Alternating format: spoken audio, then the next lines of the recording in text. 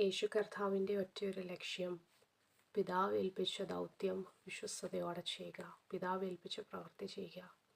കർത്താവ് പറയുന്നത് വേല തികയ്ക്കുന്നതാണ് എൻ്റെ ആഹാരം. നമ്മുടെയൊക്കെ ജീവിതത്തിലേക്ക് ഒന്ന് തിരിഞ്ഞു നോക്കിയിട്ട് ദൈവം നമ്മെ ഏൽപ്പിച്ചിരിക്കുന്ന ദൗത്യം, ദൈവം നമ്മെ ഏൽപ്പിച്ചിരിക്കുന്ന ഉത്തരവാദിത്വം നമ്മൾ വിശ്വസ്തയോടെ ചെയ്യുന്നുണ്ടോ ഇല്ലയോ എന്ന് നമുക്ക് നമ്മോട് തന്നെ ചോദിക്കാം. യോഹന്നാൻ്റെ സുവിശേഷം 17-ാം അധ്യായം അതിൻ്റെ 4-ാമത്തെ വാക്യത്തിൽ, ഞാൻ ഭൂമിയിൽ നിന്നെ മഹത്വപ്പെടുത്തി, നീ എനിക്ക് ചെയ്യുവാൻ തന്ന പ്രവൃത്തി തികച്ചിരിക്കുന്നു. യേശു കർത്താവിൻ്റെ പ്രാർത്ഥനയാണ് നമുക്കിവിടെ കാണുവാൻ കഴിയുന്നത്. ഞാൻ ഭൂമിയിൽ നിന്നെ മഹത്വപ്പെടുത്തി, നീ എനിക്ക് ചെയ്യുവാൻ തന്ന പ്രവൃത്തി തികച്ചിരിക്കുന്നു.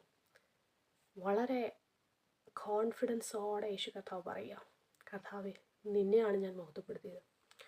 യേശു കർത്താവ് ഒരിക്കലും തൻ്റെ പേര് ഉയരാനോ അല്ലെങ്കിൽ തൻ്റെ ഫെയിം ഉയരാനോ പ്രവർത്തിച്ചതായിട്ടോ അത്ഭുതങ്ങൾ ചെയ്തതായിട്ടോ ഒന്നും നമുക്ക് കാണുവാൻ കഴിയുന്നില്ല. കർത്താവ് ഓരോ അത്ഭുതങ്ങൾ ചെയ്യുമ്പോഴും കർത്താവ് അവരോട് പറയുന്നുണ്ട്, ദൈവം നിനക്ക് ചെയ്ത അത്ഭുതത്തെ നീ വിവരിക്കുക, നീ നിൻ്റെ കുടുംബത്തിൽ പോയി അത് പ്രസ്താവിക്കുക. പലയിടങ്ങളിൽ നമുക്ക് കാണുവാൻ കഴിയുന്നുണ്ട്. പലയിടങ്ങളിൽ കർത്താവ് അത്ഭുതങ്ങൾ ചെയ്തത് ആരും അറിയില്ലെന്ന് പറയുന്നുണ്ട്.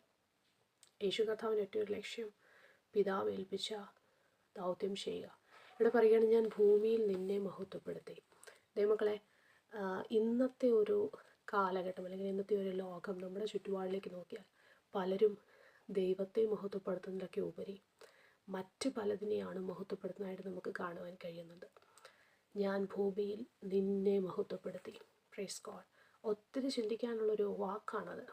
യേശു കർത്താവിനത് ഭയങ്കര കോൺഫിഡൻ്റായിട്ട് പറയാൻ പറ്റുമായിരുന്നു. പിതാവിനെയാണ് ഞാൻ മഹത്വപ്പെടുത്തിയത്, എന്നിട്ട് നീ എനിക്ക് ചെയ്യുവാൻ തന്ന പ്രവൃത്തി തികച്ചിരിക്കുന്നു. ദൈവമക്കളെ, നമ്മുടെയൊക്കെ ജീവിതത്തിൻ്റെ ലക്ഷ്യം ഇത് തന്നെ ആയിരിക്കണം.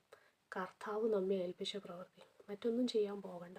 ദൈവം എന്നെ ഏൽപ്പിച്ചതാണെന്ന് പൂർണ്ണമായൊരു ബോധ്യം നമുക്കുണ്ടായിരിക്കണം. നമ്മൾ ചെയ്യുന്ന ഓരോ കാര്യങ്ങളെ പറ്റി നമുക്കൊരു ബോധ്യം ഉണ്ടായിരിക്കണം. ഇത് ദൈവം എന്നെ ഏൽപ്പിച്ചതാണോ, അതോ ഞാൻ എൻ്റെ സ്വന്തം ഇഷ്ടത്തിന് പോയി ചെയ്യുന്നതാണോ? നീ എനിക്ക് ചെയ്യുവാൻ തന്നിരിക്കുന്ന പ്രവൃത്തി തികച്ചിരിക്കുന്നു. തികയ്ക്കുക, ദൈവിക പ്രവൃത്തി തികയ്ക്കുക. പൗലോസ് ഇപ്രകാരമാണ് പറയുന്നത്, ഞാൻ നല്ല പോർ പൊരുതു, ഓട്ടം തികച്ചു, വിശ്വാസം കാത്തു. ഞാൻ ഓടിച്ചെലത് തികച്ചു, എൻ്റെ ഓട്ടം ഞാൻ തികച്ചിരിക്കുക. ഇവിടെ കർത്താവ് പറയുക, നീ എനിക്ക് ചെയ്യുവാൻ എന്ന പ്രവൃത്തി ഞാൻ തികച്ചിരിക്കുന്നു. ദൈവമക്കളെ, നമ്മുടെയും ജീവിതത്തിൽ ഇങ്ങനെ പറയുവാൻ കഴിയണം, ദൈവത്തെ മാത്രം മഹത്വപ്പെടുത്തുക. ഭൂമിയിൽ നിന്നെ ഞാൻ മഹത്വപ്പെടുത്തി. നമ്മുടെ ഓരോ പ്രവൃത്തികളും ദൈവത്തെ മഹത്വപ്പെടുത്തുന്നതാകട്ടെ. കർത്താവ് ചെയ്യുവാൻ തന്ന പ്രവൃത്തി മാത്രം ചെയ്യുവാൻ, അത് തികയ്ക്കുവാനുള്ള കൃപ കർത്താവ് നമ്മുടെ ഓരോരുത്തരുടെയും ജീവിതത്തിൽ പകരട്ടെ.